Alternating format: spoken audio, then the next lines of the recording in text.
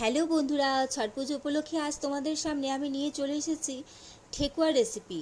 সত্যি কথা বলতে জীবনে কোনো দিন আমাদের বাড়িতে ঠেকুয়া তৈরি হয়নি, তাই কিভাবে বানাতে হয় সেটা আমাদের কারোর কাছেই জানা ছিল না। এক প্রকার দিদি অনেক দিন ধরেই জেদ করছিল, তো জেদের কাছে মাথা নত করে আমাকে বাধ্য হয়ে এই রেসিপিটা বানিয়ে নিতে হয়েছে। আর আগেই যেহেতু বললাম আমাদের বাড়িতে জীবনে কোনো দিন হয়নি, তাই অগত্যা আমার অফিস কালিগকে ফোন করে আমাকে রেসিপিটা জানতে হয়েছে, কারণ ওদের বাড়িতে বিহারে ছট পুজোতে এই ঠেকুয়ার রেসিপিটা হয়।